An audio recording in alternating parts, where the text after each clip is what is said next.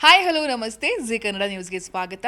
ನಾನು ಯಶೋಧ ಪೂಜಾರಿ. ವೀಕ್ಷಕರೇ, ಇದೊಂಥರ ಸ್ವಲ್ಪ ಕಠಿಣ ಅಂತಲೇ ಅನಿಸುತ್ತೆ. ಯಾಕಂತ ಹೇಳಿದ್ರೆ ಒಟ್ಟಿಗೆ ಓದಿದ್ದು, ಒಟ್ಟಿಗೆ ಹೊಡೆದಾಡಿದ್ದು, ಒಟ್ಟಿಗೆ ಗುದ್ದಾಡಿದ್ದು, ಕಿರಿಕ್ ಮಾಡಿದ್ದು, ಇದೆಲ್ಲವೂ ಕೂಡ ಸತತವಾಗಿ 2 ವರ್ಷಗಳ ಕಾಲ ನಾವು ಮಾಡಿದ್ದು. ಅದು ಇವತ್ತು ನನಗೆ ಅವ್ರ ಜೊತೆ ಇಂಟರ್ವ್ಯೂ ಮಾಡುವಂಥ ಒಂದು ಅವಕಾಶ ಅಂತಲೇ ಹೇಳ್ಬೋದು.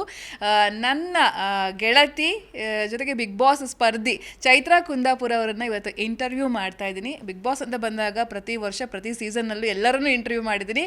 ಇವತ್ತು ಸ್ಪೆಷಲ್ ಅಂತ ಅನಿಸ್ತಾ ಇದೆ ನನಗೆ. ಹೇಗಪ್ಪ ಇವ್ರನ್ನ ಇಂಟರ್ವ್ಯೂ ಮಾಡೋದು ಅನ್ನೋ ರೀತಿ ಅನಿಸ್ತಾ ಇದೆ. ಬಟ್ ನನ್ನ ಗೆಳತಿ, ನನ್ನ ಕ್ಲಾಸ್ಮೇಟ್ ಚೈತ್ರಾ ಕುಂದಾಪುರ ನನ್ನ ಜೊತೆ ಅವ್ರನ್ನ ಮಾತನಾಡಿಸ್ತಾ ಹೋಗ್ತೀನಿ. ಮೇಡಮ್ ನಮಸ್ತೆ, ಹೇಗಿದ್ದೀರಾ? ಅಮ್ಮ ತಾಯಿ ಪ್ಲೀಸ್ ಮೇಡಮ್ ಕರಿಬೇಡಮ್ಮ, ಚೈತ್ರ ಅಂತ ಕರೀರಮ್ಮ. ಇಂಟರ್ವ್ಯೂ ಕೊಡ್ಬೇಕು ತಾನೇ ನಾನು ಹೆಂಗೆ ನೀನು ಮೇಡಮ್ ಅಂತ ಕರೆದ್ರೆ ಹೆಂಗೆ ಮಾತಾಡಲಿ ನನಗೆ ಅರ್ಥ ಆಗಲ್ಲ. ಬೇರೆ ಯಾರೋ ಫಾರ್ಮಲ್ ಆಗಿ ಬರ್ತಾರೆ, ಇಂಟರ್ವ್ಯೂ ತೊಗೊಂಡು ಹೋಗ್ತಾರೆ. ನೀನು ಚೈತ್ರ ಅಂತ ಕರೆದ್ರೆ ನಾನು ನೀಟಾಗಿ ಇಂಟರ್ವ್ಯೂ ಕೊಡ್ತೀನಿ, ಇಲ್ಲ ಅಂದರೆ ನಂಗೆ ಕಷ್ಟ ಆಗುತ್ತೆ, ಅರ್ಥ ಮಾಡ್ಕೊ. ಚೈತ್ರ, ಈ ಬಿಗ್ ಬಾಸ್ ಮನೆಗೆ ನೀವು ಹೋಗ್ತಾ ಇದ್ದೀರಾ ಅಂತ ಕೇಳಿದಂಥ ಸಂದರ್ಭದಲ್ಲಿ ನನಗೆ ಹೆಮ್ಮೆ ಆಯಿತು. ನಾನು ಇಮಿಡಿಯೇಟ್ ಒಂದು ವಿಡಿಯೋ ಮಾಡ್ತೀನಿ. ಏನಪ್ಪ ಅಂತ ಹೇಳಿದ್ರೆ, ಚೈತ್ರ ಅವರು ಹೆಂಗಿರ್ತಾರೋ ಹಾಗೆ 100% ಇರ್ತಾರೆ. ಆದರೆ ಮಾತಿನಲ್ಲಿ ಮುಂದೊಂದು ದಿನ ಸುದೀಪ್ ಸರ್ಗೂ ಕಿರಿಕ್ ಮಾಡಿ ಸುದೀಪ್ ಸರ್ ಜೊತೆ ಏನೋ ಒಂದು ಆಗೇ ಆಗುತ್ತೆ ಅಂತ ಮೊದಲೇ ನಾನು ಹೇಳಿದೆ. ಅಂತೆಯೇ ಒಂದಷ್ಟು ವಿಚಾರಗಳು ಆಯಿತು. ಅದನ್ನೆಲ್ಲ ನೆನ್ಪು ಮಾಡ್ಕೊಳ್ಳೋದಾದರೆ ಖುಷಿ ಇದೆ, ಅದು ನಿಜ. ನನಗೊಂದು ಖುಷಿ ಏನು ಅಂತ ಕೇಳಿದ್ರೆ, ತಾವು ಬಂದಿರೋದ್ರಿಂದಲೇ ನಾನು ಹೆಂಗಿದ್ನೋ ಹಾಗೆ ಇದ್ದೆ ಅನ್ನೋದಕ್ಕೆ ಒಂದು ಜ್ವಲಂತ ಸಾಕ್ಷಿ ಅನ್ನೋ ಥರ ನನಗೆ ಒಂದು ವಿಟ್ನೆಸ್ಸು ತಾವು. ಯಾಕಂದರೆ ನಾನು ಕಾಲೇಜ್ ದಿನಗಳಲ್ಲೂ ಹಾಗೆ ಇದ್ದಿದ್ದು, ಮಾತಾಡ್ತಿದ್ದು ಹಾಗೆ. ಯಾರಾದರೂ ಮಾತಾಡ್ತಾ ಇದ್ದರೆ ವಾದ ಅಂತ ಬಂದರೆ ಯಾವತ್ತೂ ಬಿಟ್ಕೊಟ್ಟಿದ್ದಿಲ್ಲ. ಅದನ್ನೆಲ್ಲ ನೀವುಗಳು ನೋಡಿದ್ದೀರಿ. ಹಾಗೆ ನನಗೆ ಖುಷಿ ಇದೆ ಏನು ಅಂತ ಕೇಳಿದ್ರೆ, ನನ್ನ ಜೊತೆ ಓದ್ದವರು, ನನ್ನ ಜೊತೆ ಬೆರ್ತವರು, ಚೈತ್ರ ಹೀಗೆ ಇದ್ಲು, ಹಾಗೆ ಇದ್ದಾಳೆ, ಚೇಂಜ್ ಆಗಿಲ್ಲ ಅನ್ನೋದ್ರ ಬಗ್ಗೆ ಒಂದಷ್ಟು ಮಾತುಗಳನ್ನು ಹೇಳಿದಾಗ ಸರಿ, ನಾನು ನನ್ನ ತನವನ್ನು ಬಿಟ್ಕೊಟ್ಟಿಲ್ಲ ಅನ್ನೋದ್ರ ಬಗ್ಗೆ ನಂಗೆ ಖುಷಿ ಇದೆ. ಮತ್ತು ಸುದೀಪ್ ಸರ್ ಜೊತೆ ಬಹಳ ಗೌರವಯುತವಾಗಿ ಇದಾಗ್ತಿತ್ತು. ನನ್ನ ವಿಚಾರ ಅಂತ ಬಂದಾಗ ನಾನು ಬಹಳ ಮುಂಚಿಂದಲೂ ಹೇಗಿದ್ದೆ ಹಾಗೆ ಸ್ಟ್ಯಾಂಡ್ ತೊಗೊಳ್ತಾ ಇದ್ದೆ. ಸೊ ಆ ನಿಟ್ಟಿನಲ್ಲಿ ಸುದೀಪ್ ಸರ್ಗೂ ಖುಷಿ ಇದೆ. ಆ ವಿಷಯದಲ್ಲಿ ಅವರು ಬಹಳ ಗೌರವದಿಂದ ಅದನ್ನು ತೊಗೊಂಡಿದ್ದಾರೆ, ಮತ್ತು ಅಷ್ಟೇ ಗೌರವದಿಂದ ನನ್ನನ್ನು ನಡೆಸ್ಕೊಂಡಿದ್ದಾರೆ. ಅದೊಂದು ಖುಷಿಯೇ ನನಗೆ ಬೇರೆ ಒಂದು ಹೊಸ ಅನುಭವ ಅದು. ಓಕೆ, ನೆನ್ನೆಯ ಎಪಿಸೋಡ್ನಲ್ಲಿ ನೀವು ಕಣ್ಣೀರು ಹಾಕುವಂಥ ಸಂದರ್ಭದಲ್ಲಿ, ಸುದೀಪ್ ಸರ್ ಕಣ್ಣೀರು ಒರೆಸಿದಂಥ ಸಂದರ್ಭದಲ್ಲಿ ಇವನ್ ನಮ್ಗಳಿಗೆ ಏನು ಫೀಲ್ ಆಯಿತು ಅಂತ ಹೇಳಿದ್ರೆ, ನಮ್ಮನ್ನೇ ಒರೆಸಿದಾಗ ನಮ್ಮ ಜೊತೆ ಇದ್ದ ಹುಡುಗಿ, ನಾವು ಒಟ್ಟಿಗೆ ಇದ್ದವರು ನಮ್ಮ ಕಣ್ಣೀರನ್ನು ಒರೆಸಿದ್ರು ಅನ್ನೋ ಥರ ನಮ್ಗೆ ಫೀಲ್ ಆಯಿತು. ಆ ಕ್ಷಣದ ಬಗ್ಗೆ ಹೇಳೋದಾದರೆ, ಎಲ್ಲೋ ಒಂದು ಕುಂದಾಪುರ ಅನ್ನೋ ಜಾಗದಿಂದ ಬೆಂಗಳೂರಂತ ದೊಡ್ಡ ಒಂದು ಆಲದ ಮರಕ್ಕೆ ಬಂದು ಅಲ್ಲೊಂದು ಸ್ಪೇಸ್ ಮಾಡಿಕೊಂಡು ಬಿಗ್ ಬಾಸ್ ಮನೆಗೆ ಹೋಗಿ ಅಷ್ಟು ಘಟಾನುಘಟಿಗಳ ಮಧ್ಯೆ ನಿಂತು ಸ್ಟ್ಯಾಂಡ್ ತಗೊಂಡು ಪ್ರತಿಯೊಬ್ಬರು ಕೂಡ ಚೈತ್ರ ಅನ್ನುವಾಗ ಭಯ ಬೀಳುವ ರೀತಿ ಮಾಡಿದ್ದು ಅಷ್ಟು ಈಸಿ ಅಲ್ಲ. ಅದ್ರ ಬಗ್ಗೆ ಎಲ್ಲ ಮೆಲುಕು ಹಾಕೊಳ್ಳೋದಾದರೆ, ನಿಮ್ಮ ಆ ದಿನಗಳು, ಕಷ್ಟದ ದಿನಗಳ ಬಗ್ಗೆ ಎಲ್ಲ ನೆನ್ಪು ಮಾಡ್ಕೊಳ್ಳೋದು ಏನೆಲ್ಲ ನೆನಪು ಬರುತ್ತೆ ಚೈತ್ರ? ನನಗದೊಂದು, ಅದೇ ನಾನು ಹೇಳಿದ್ನಲ್ಲ, ಒಂದು ತೃಪ್ತಿ ಅಂತ ಅನ್ನಿಸಿಕೊಳ್ಳುವಂಥ ಒಂದು ಬದುಕನ್ನು ನನಗೆ ಬಿಗ್ ಬಾಸ್ ಕೊಡ್ತು ಅಂತ ಅನ್ಸುತ್ತೆ. ಯಾಕಂದರೆ ಒಂದು ಸಾಮಾನ್ಯ ಕುಂದಾಪುರದ ಒಂದು ಪುಟ್ಟ ಊರಲ್ಲಿ ಒಬ್ಬ ಸಾಮಾನ್ಯ ಹಾಲು ಮಾರೋನ ಮಗಳಾಗಿ ಬಂದವಳು ನಾನು. ಸಮಾಜ ನನಗೆ ಚೈತ್ರ ಕುಂದಾಪುರ ಅನ್ನೋ ಸ್ಥಾನ ಕೊಡ್ತು, ಚೈತ್ರಕ್ಕ ಅನ್ನೋ ಸ್ಥಾನ ಕೊಡ್ತು. ಸಾಮಾಜಿಕ ಚಟುವಟಿಕೆಗಳಲ್ಲಿ ನನಗೆ ಜವಾಬ್ದಾರಿಗಳನ್ನು ಕೊಡ್ತಾ ಹೋಯಿತು. ನಾನು ಮಾಡಿದ ಕೆಲಸ ಪ್ರಾಮಾಣಿಕವಾಗಿ ಮಾಡ್ತಾ ಹೋದರೆ, ಯಾವುದೇ ವ್ಯಕ್ತಿ ಪ್ರಾಮಾಣಿಕವಾಗಿ ಒಂದು ಕೆಲಸವನ್ನು ಇಷ್ಟಪಟ್ಟು ಮಾಡ್ತಾ ಹೋದರೆ ಅದಕ್ಕೆ ತಕ್ಕದಾಗಿ ಏನು ಸೇರಬೇಕು ಅದನ್ನು ಭಗವಂತ ಕೊಡ್ತಾನೆ ಅಂತ ಹೇಳ್ತಾರೆ. ಹಾಗಾಗಿ ನಾನು ಮಾಡಿದ ಸಾಮಾಜಿಕ ಚಟುವಟಿಕೆಗಳಿಗೆ ಆ ಪ್ರಾಮಾಣಿಕತೆಗೆ ನನಗೆ ಸಿಕ್ಕ ವೇದಿಕೆ ಬಿಗ್ ಬಾಸ್ ಅಂತ ನಾನು ಯಾವಾಗಲೂ ನಂಬ್ತೀನಿ. ಮತ್ತು ನೀವು ಹೇಳಿದಾಗೆ ಸುದೀಪ್ ಸರ್ ನನ್ನ ಕಣ್ಣು ಹರಿಸಿ ನನ್ನನ್ನು ಪುಟ್ಟ ಮಗುವಿನ ಥರ ಕಳಿಸ್ಕೊಟ್ಟ ರೀತಿ, ನನಗೊಬ್ಬ ತಂದೆ ಮಗಳನ್ನು ತವರಿಂದ ಕಳಿಸ್ಕೊಡುವಾಗ ಹೇಗೆ ಕಳಿಸ್ಕೊಳ್ತಾರೆ ಹಾಗೆಯೇ ನನಗೆ ಒಂದು ರೀತಿ ಆ ಭಾವವೇ ನನಗೆ ಅದರಲ್ಲಿತ್ತು. ಅವ್ರು ಹಿಡಿದು ಹೀಗೆ ಕಣ್ಣು ಹರಿಸೋವಾಗ ಒಬ್ಬ ತಂದೆ ಮಗಳನ್ನು ಮದುವೆ ಮಾಡಿ ಕಳಿಸೋವಾಗ ತವರಿಂದ ಹೇಗೆ ಕಳಿಸ್ತಾನೆ, ಪ್ರೀತಿಯಿಂದ ಕಳಿಸ್ತಾನೆ, ಆ ಭಾವನೆ, ಆ ಒಂದು ಖುಷಿ ನನ್ನ ಒಳಗಡೆ ತುಂಬ ತುಂಬಿಕೊಳ್ತು. ಎಲ್ಲರೂ ಹೇಳ್ತಾರೆ ಸುದೀಪ್ ಸರ್ ಹತ್ರ ಜಾಸ್ತಿ ಕ್ಲಾಸ್ ತೊಗೊಂಡಿದ್ದು ಚೈತ್ರ ಅಂತ. ಅದು ಸುದೀಪ್ ಸರಿಂದ ಅತಿ ಹೆಚ್ಚು ತಮಾಷೆ ತೊಗೊಂಡಿದ್ದು, ಅತಿ ಹೆಚ್ಚು ಚೈತ್ರಕ್ಕ ಅಂತ ಕರೆಸ್ಕೊಂಡಿದ್ದು, ಅತಿ ಹೆಚ್ಚು ಪ್ರೀತಿ ತೊಗೊಂಡಿದ್ದು, ವಿಶೇಷವಾದ ಉಡುಗೊರೆ ತೊಗೊಂಡಿದ್ದು, ಕೊನೆಗೆ ಅದ್ಭುತವಾಗಿರುವಂಥ ಒಂದು ಭಾವನಾತ್ಮಕವಾಗಿರುವ ಬೀಳ್ಕೊಡುಗೆ ಅಂತ ತೊಗೊಂಡಿದ್ದು ನಾನೇ. ಆ ವಿಷಯದಲ್ಲಿ ನಾನು ತುಂಬ ಅದೃಷ್ಟವಂತೆ. ಸುದೀಪ್ ಸರ್ ತೊಗೊಳ್ಳುವ ರ್ಯಾಶ್ ಆಗ್ತಿರೋ, ಯಾಕಂದ್ರೆ ನಾನು ಹಾಗೆ ಮಾತಾಡ್ತಿದ್ದೆ. ನಾನು ಸ್ವಲ್ಪ ಮಾತು ಅಂತ ಬರುವಾಗ ನಾನು ಯಾರಿದ್ರೂ ನೋಡಲ್ಲ, ಎದುರು ಹತ್ರ ಕೊಡ್ತೀನಿ. ಸೊ ಹಾಗಿದ್ದಾಗ ಮನೆಯಲ್ಲಿ ಒಬ್ಬ ಹಿರಿಯನಿಗೆ ಸಹಜವಾಗಿ ಅದು ಬಂದೇ ಬರುತ್ತೆ. ಸೊ ಆ ರೀತಿ ಬಂದಾದರೂ ಕೂಡ ಅವರು ಪ್ರತಿ ವೀಕೆಂಡ್ ಸಂಡೇ ಎಪಿಸೋಡ್ ಬಂದರೆ ಸಾಕು ನನ್ನನ್ನು ಅತಿ ಹೆಚ್ಚು ಕಾಡಿಸ್ತಿದ್ರು. ಅಂದರೆ ತುಂಬ ಕಾಲು ಎಳಿತಿದ್ರು. ಮನೆಯಲ್ಲಿ ಇದ್ದವ್ರಿಗೂ ತುಂಬ ಸಲ ಅದು ಹೇಳ್ತಿದ್ರು. ಎಲ್ಲರೂ ನಾವು ಕರೀರಿ ಅಂದರೂ ಕರೆಯಲ್ಲ, ಈಗ ರಜತೆಲ್ಲ ಬುಜ್ಜಿ ಅಂತ ಕರೀರಿ ಅಂತೆಲ್ಲ ಕೇಳ್ಕೊಳ್ಳೋರು. ಆದರೂ ಸುದೀಪ್ ಸರ್ ಕರೆದಿರಲಿಲ್ಲ. ಇಲ್ಲ, ನಾನು ಸರ್ ಅಂತಲೇ ಕರೆಯೋದು, ಮೇಡಮ್ ಅಂತಲೇ ಕರೆಯೋದು, ಬೇರೆ ಏನೂ ಕರೆಯಲ್ಲ ಅಂತ. ಅದು ನಾನು ಕೇಳ್ದೇನೆ ನನಗೆ ತುಂಬ ಪ್ರೀತಿಯಿಂದ ಚೈತ್ರಕ್ಕ ಅನ್ನೋರು. ಸೊ ಅದು ಅವ್ರ ಒಳಗಡೆ ಇದ್ದ ಪ್ರೀತಿನ ತೋರಿಸ್ತಿತ್ತು. ಸೊ ಅದು ನನಗೆ ಬಹಳ ವಿಶೇಷ ಅಂತ. ನಮ್ಮ ನಾಡು ಅಥವಾ ಭಾಷೆ ಅಥವಾ ನಮ್ಮ ಧರ್ಮ ಅಂತ ಬಂದಂಥ ಸಂದರ್ಭದಲ್ಲಿ ಮೊದಲಿನಿಂದಲೂ ಕೂಡ ನಾನು ಕಂಡಂತೆ ಪುಟಿದೇಳುವಂಥ ಹುಡುಗಿ, ಅಂದರೆ ಈಗ ಬಂದಿಲ್ಲ, ಅದು ಮೊದಲಿಂದನೂ ಕೂಡ ಇರುವಂಥದ್ದು. ಸೊ ನಿನ್ನೆ ಒಂದು ಇನ್ಸಿಡೆಂಟ್ ನಡೆಯುತ್ತೆ. ಹಸುವಿನ ಕೆಚ್ಚಲನ್ನು ಕೊಯ್ದು ವಿಕೃತಿಯನ್ನು ಮೆರೆದ್ರು ಬೆಂಗಳೂರಿನಲ್ಲಿ. ಸೊ ಅದು ನಮಗೆಲ್ಲರೂ ಕೂಡ ಬೇಸರ ಆಯಿತು. ತಾಯಿಯ ಎದೇನೇ ಕಟ್ ಮಾಡಿದ್ರು ಏನೋ ಫೀಲ್ ಈವನ್ ನಮಗೆಲ್ರಿಗೂ ಕೂಡ ಆಯಿತು. ಸೊ ನಿಮ್ಮ ಕಡೆಯಿಂದ ಯಾವ ರೀತಿ ಖಂಡಿಸ್ತೀರಾ ಅದನ್ನು ಅಂತ ಹೇಳಿ? ನಿಜವಾಗ್ಲೂ ಇದು ಪದಗಳಲ್ಲಿ ಖಂಡಿಸೋದಕ್ಕೆ ಸಾಧ್ಯ ಆಗದೆ ಇರುವಷ್ಟು ದೊಡ್ಡ ಕ್ರೌರ್ಯ. ಯಾಕಂದರೆ ನಾನು ಅದನ್ನೇ ಹೇಳ್ತಿದ್ದೆ, ತಾಯಿಯಾದವಳು 3 ವರ್ಷ ಹಾಲು ಕೊಡ್ತಾಳೆ, ಜೀವನ ಪರ್ಯಂತ ನಮಗೆ ಹಾಲು ಉಣಿಸೋದು ಗೋಮಾತೆ. ನೀವು ಗೋವನ್ನು ಗೋಮಾತೆ ಅಂತ ಕಾಣದೇ ಹೋದರೂ ಪರವಾಗಿಲ್ಲ, ಕನಿಷ್ಠ ಒಂದು ಕುಟುಂಬವನ್ನು ಸಲಹುತ್ತಾ ಇರುವಂತಹ ಸಾಕು ಪ್ರಾಣಿಯಾಗಿಯೋ, ಕನಿಷ್ಠ ಒಂದು ಕುಟುಂಬಕ್ಕೆ ಆರ್ಥಿಕವಾಗಿ ಆಧಾರವಾಗಿರುವಂತಹ ಒಂದು ಏನು ಆಸ್ತಿಯಾಗಿ ಆದರೂ ಪರಿಗಣಿಸಿ, ಅದಕ್ಕೊಂದು ಜೀವ ಇದೆ ಅಂತಾದರೂ ಪರಿಗಣಿಸಿ. ಯಾವುದೋ ನಾಯಿ ಕಲ್ಲು ಹೊಡೆದ್ರೆ ಓಡಿ ಬರೋ ಪ್ರಾಣಿದಯ ಸಂಘಗಳು, ಹಸುವಿನ ಕೆಚ್ಚಲಿಗೆ ಕೈ ಹಾಕಿದಾಗ ಓಡಿ ಬರೋದಿಲ್ಲ ಅನ್ನೋದಿದೆಲ್ಲ ಇದು ಈ ದೇಶದ ದುರಂತ ಅಂತ ಅಂದ್ಕೊಳ್ತೀನಿ. ಎಲ್ಲೋ ಕಂಬಳದಲ್ಲಿರೋ ಕೋಣಗಳಿಗೆ ಏಟು ಕೊಡ್ತಾರೆ ಅನ್ನೋ ಕಾರಣ ಕಂಬಳನೇ ಬ್ಯಾನ್ ಮಾಡಿ ಅಂತ ಕೇಳುವ ಪ್ರಾಣಿದಯ ಸಂಘಗಳು ಇಲ್ಲಿ ಹಸುವಿನ ಕೆಚ್ಚಲನ್ನು ಕೊಯ್ದು ವಿಕೃತಿ ಮೆರೆದಿದ್ದಾರೆ. ಇವ್ರ ವಿರುದ್ಧ ಯಾಕೆ ಧ್ವನಿ ಎತ್ತಾ ಇಲ್ಲ? ಈ ಡಬಲ್ ಸ್ಟ್ಯಾಂಡರ್ಡ್ ಯಾಕೆ ಪ್ರಾಣಿದಯ ಸಂಘಗಳಿಗೆ ಅನ್ನುವ ಪ್ರಶ್ನೆ ನಾನು ಯಾವಾಗಲೂ ಕಾಡುತ್ತೆ. ಮತ್ತು ಇಂಥವ್ರಿಗಿದೆಯಲ್ಲ, ಕಠಿಣ ಶಿಕ್ಷೆ ಅನ್ನೋದು ಬರೀ ಬಾಯಿ ಮಾತಲ್ಲ ಆದರೆ ಸಾಕಾಗೋದಿಲ್ಲ. BNS ಆ್ಯಕ್ಟ್ ಹಾಕಿದಾರಂತೆ, ಬೇಲೇಬಲ್ ಸೆಕ್ಷನ್ಸ್ಗಳು ಸಿಗುತ್ತೆ, ಮತ್ತೆ ಅವ್ರುಗಳು ಹೊರಗಡೆ ಬರ್ತಾರೆ, ಮತ್ತೆ ಇನ್ನಷ್ಟು ಕ್ರೌರ್ಯ ಹೆಚ್ಚುತ್ತಾ ಹೋಗುತ್ತೆ. ಇವರು ಒಂದು ಗೋವಿನ ಕೆಚ್ಚಲನ್ನೇ ಇಷ್ಟು ವಿಕೃತಿಯಿಂದ ಕೊಯ್ಬಲ್ಲರಾದರೆ ಇವ್ರ ಕೈಗೆ ಏನಾದರೂ ಅಮಾಯಕ ಹೆಣ್ಮಕ್ಳು ಸಿಕ್ಕಿದ್ರೆ ಗತಿ ಏನು? ಅವರೊಳಗೆ ಎಷ್ಟು ವಿಕೃತಿ ಇರ್ಬೋದು? ಸೊ ಒಂದು ಪ್ರಾಣಿಯಲ್ಲೇ ಇವರಷ್ಟು ವಿಕೃತಿಯನ್ನು ಮೆರೆಯುವವರು ನಾಗರಿಕ ಸಮಾಜದ ಜೊತೆ ಬದುಕೋದಕ್ಕೆ ಅನರ್ಹರು ಅಂತ ನಂಗೆ ಅನಿಸುತ್ತೆ. ಸೊ ಈ ನಿಟ್ಟಿನಲ್ಲಿ ಮುಂದಿನ ದಿನದಲ್ಲಿ ಗೋವಿನ ಬಗ್ಗೆ ಅಥವಾ ಯಾವುದೇ ಜೀವರಾಶಿಗಳ ಬಗ್ಗೆ ಒಂದು ಕ್ರೌರ್ಯ ಮೆರೆಯೋದಕ್ಕೂ ಮುಂಚೆ ಒಮ್ಮೆ ಭಯ ಹುಟ್ಟಿಸುವಂತಹ ಶಿಕ್ಷೆ ಇಂಥವ್ರಿಗೆ ಕೊಡಬೇಕು. ಆ ನಿಟ್ಟಿನಲ್ಲಿ ಸರ್ಕಾರ ಇದಕ್ಕೆ ಬಹಳ ಗಂಭೀರವಾಗಿ ತಗೊಳ್ಬೇಕು ಅಂತ ನಾನು ಕೇಳ್ಕೊಳ್ತೇನೆ. ಹೋರಾಟ ಹೇಗಿರುತ್ತೆ ಇದರ ವಿರುದ್ಧ? ಖಂಡಿತವಾಗ್ಲೂ ಈಗ ತಾನೇ ಬಿಗ್ ಬಾಸ್ ಮನೆಯಿಂದ ಹೊರಗಡೆ ಬಂದಿದ್ದೇನೆ. ಈ ಇದರಿಂದ ವಾತಾವರಣದಿಂದ ಹೊರಗಡೆ ಬಂದಿಲ್ಲ. ಇದಕ್ಕೆ ಸಂಬಂಧಪಟ್ಟಾಗ ಮುಂದೆ ಸಂಘಟನೆಗಳು ಸೈದ್ಧಾಂತಿಕ ನಿಲುವಿನಲ್ಲಿ ಮತ್ತು ಸಾಮಾಜಿಕವಾಗಿ ಸಮಾಜ ಹೇಗೆ ಇದನ್ನು ತೊಗೊಂಡು ಹೋಗುತ್ತೆ, ಯಾವ ಹಂತದಲ್ಲಿ ತೊಗೊಂಡು ಹೋಗುತ್ತೆ ಅನ್ನೋದನ್ನು ನೋಡಿಕೊಂಡು ಅದಕ್ಕೆ ತಕ್ಕದಾಗಿ ನಾನು ಧ್ವನಿಯಾಗಬೇಕು ಅನ್ನೋ ಯೋಚನೆ. ಪರ್ಸ್ನಲಿ ಕೇಳಿದೆ ಅಂತ ಹೇಳಿದ್ರೆ, ನೀವು ಹೇಳ್ತಾ ಇದ್ರಿ ತಾಯಿ, ನಮ್ಗೆ ಗೊತ್ತಿತ್ತು ತಾಯಿ ಹಸುಗಳ ಜೊತೆ ನಿಮ್ಗಳಿಗಿಂತನೂ ಹಸುಗಳ ಜೊತೆ ತುಂಬಾ ಕನೆಕ್ಟ್, ನೀವು ಕೂಡ ನೋಡ್ಕೊಂಡು ಬೆಳೆದಿರ್ತೀರಾ, ಅವುಗಳಿಗೆ ಪ್ರೀತಿ ಕೊಟ್ಟು ಬಂದಿರ್ತೀರಾ. ಸೊ ಗೋವುಗಳಂದ್ರೆ ವಿಶೇಷವಾಗಿ ಪೂಜೆ ಮಾಡುವಂತಹ ಒಂದು ಕುಟುಂಬಸ್ಥರು ನೀವು. ಆ ಹಿನ್ನೆಲೆಯಲ್ಲಿ ಕೇಳಿದೆ ನಾನು ಈ ವಿಚಾರವನ್ನ.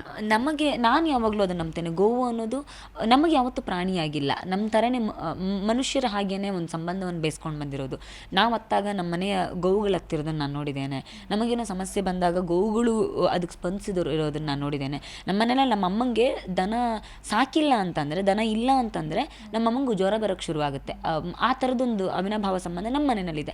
ನಮ್ಮ ಮನೆಯೇ ಹಾಲು ಮಾರೋರ ಮನೆ ಅಂತಲೇ ಕರೀತಾರೆ. ಯಾಕಂದರೆ ಆ ರೀತಿ ಹೈನುಗಾರಿಕೆ ಮತ್ತು ಹಾಲು ಮಾರೋದು ನಮ್ಮ ಕುಟುಂಬದ ಮೂಲ ಕಸಬಾಗಿತ್ತು. ಆ ಥರದ ವಾತಾವರಣದಿಂದ ಬಂದವಳು ಮೊನ್ನೆನೋ ಫ್ಯಾಮಿಲಿ ರೌಂಡಿಗೆ ಬರಬೇಕಾದ್ರೆ ಅಮ್ಮನಿಗೆ ಮನೇಲಿ ದನ ಕರು ಹಾಕಿತ್ತು ಅನ್ನೋ ಕಾರಣಕ್ಕೆ ಬರೋಕ್ಕಾಗಲ್ಲ ಅಂತ ನಾನು ಅಂದ್ಕೊಂಡಿದ್ದೆ. ಸೊ ಅಷ್ಟೆಲ್ಲ ಸಂಕಷ್ಟಗಳ ಆಚೆಗೆ ಮನೆಯಲ್ಲಿ ಯಾವುದೋ ಒಂದು ಸದಸ್ಯನಾಗಿ, ಮನೆಯ ಮಗಳಾಗಿ, ತಾಯಿಯಾದರೂ ಅವಳು ಗೋಮಾತೆ ಅಂತ ಅವಳನ್ನು ಕರೆದು ಕೂಡ ನಮ್ಮ ಮನೆಯ ಪ್ರತಿನಿತ್ಯದ ಚಟುವಟಿಕೆಗಳಿಗೆ ಅವಳು ಪ್ರತಿನಿತ್ಯ ನಾವು ಮನೆಯಲ್ಲಿ ಎದ್ದರೆ ಮೊದಲು ಹೋಗಿ ನೋಡೋದು ಗೋವಿನ ಮುಖವನ್ನು. ನಮ್ಮ ಮನೆಯಲ್ಲಿ ಎಲ್ಲರೂ ಎದ್ದ ತಕ್ಷಣ ಮೊದಲು ಗೋವಿನ ಮುಖ ನೋಡ್ತೀವಿ. ಆ ನಂಬಿಕೆ ಇದೆ, ಗೋವಿನ ಮುಖ ಮೊದಲು ನೋಡಬೇಕು ಅಂತ. ಪ್ರತಿನಿತ್ಯ ನಮ್ಮ ಮನೆಯ ಕ್ಲೀನಿಂಗ್ ನಡೆಯೋದು ಗೋಮೂತ್ರ ಸೆಗಣಿಯಿಂದಲೇ. ಪ್ರತಿನಿತ್ಯ ಪೂಜೆ ಪ್ರಾರಂಭ ಆಗೋದು ಗೋವಿನ ಪೂಜೆಯಿಂದಲೇ. ಯಾವುದೇ ಚಟುವಟಿಕೆ ಪ್ರಾರಂಭ ಆಗಬೇಕು ಅಂದರೆ ಮೊದಲು ಗೋವು ಹೊಕ್ಕದ ನಂತರನೇ ಗೃಹ ಪ್ರವೇಶ ಇರ್ಬೋದು, ಯಾವುದೇ ಇರ್ಬೋದು, ಅದರಿಂದಲೇ ನಾನು ಪ್ರಾರಂಭ ಮಾಡ್ತೀವಿ. ಹಾಗಾಗಿ ನನಗದು ಬಹಳ ವಿಶೇಷ, ಧಾರ್ಮಿಕವಾಗಿ ಭಾವನಾತ್ಮಕವಾಗಿ ಬಹಳ ವಿಶೇಷ. ಈ ನೆಲ ಆ ಸಂಸ್ಕೃತಿಯ ನಂಬ್ಕೊಂಡು ಬಂದಿದೆ. ಆ ಸಂಸ್ಕೃತಿಗೆ ಮತ್ತು ನಂಬಿಕೆಗೆ ಬೆಲೆ ಕೊಡಬೇಕು, ಸರ್ಕಾರಗಳು ಅದನ್ನು ಆ ನಂಬಿಕೆಗಳಿಗೆ ಗೌರವ ಕೊಡಬೇಕು ಅಂತ ನಾನು ಕೇಳ್ತೇನೆ. ಜೈಲು ಅಂತ ಬಂದಾಗ ಚೈತ್ರ, ಆ ಇನ್ಸಿಡೆಂಟ್ ನಡೆದಾಗಲೂ ಕೂಡ ನಾವು ಅಬ್ಸರ್ವ್ ಮಾಡ್ತಾ ಇದ್ದೆ, ಇದೇನು ಹಿಂಗಾಯ್ತು ಅಂತ. ಬಟ್ ಒಳಗೆ ಹೋದಾಗಲೂ ಕೂಡ ಜೈಲೊಳಗೆ ಹೋದಾಗ ನನಗೇನೋ ಒಂಥರ ಫೀಲ್ ಆಗ್ತಾ ಇತ್ತು, ಏನಿದು ಈ ಥರ ಏನೋ ಒಂಥರ ಜೈಲು ಅನ್ನೋದು. ಬರ್ತಾ ನೀವು ನಮಸ್ಕಾರ ಮಾಡಿ ಬರ್ತೀರಾ, ಇದೆಲ್ಲವೂ ಕಂಡಾಗ ಈ ಜೈಲು ಅಂತ ಬಂದಾಗ ಥಾಟ್ ಏನು ಬರುತ್ತೆ? ಎಲ್ಲೂ ಹೇಳದಂಥ ವಿಚಾರ ದಯವಿಟ್ಟು ಶೇರ್ ಮಾಡಿ. ನನಗೆ ಜೈಲು ಅಂದರೆ ಭಗವಾನ್ ಶ್ರೀಕೃಷ್ಣ ಹುಟ್ಟಿದ ದೇವಸ್ಥಾನ ಅಂತಲೇ ಕಾಣುತ್ತೆ. ನನ್ನ ಗುರುಗಳು ಯಾವಾಗಲೂ ಹೇಳ್ತಾರೆ, ಜೈಲು ಅನ್ನೋದು ಕರ್ಮ ಕಳೆದುಕೊಳ್ಳೋದಕ್ಕಿರುವ ದೇವಸ್ಥಾನ.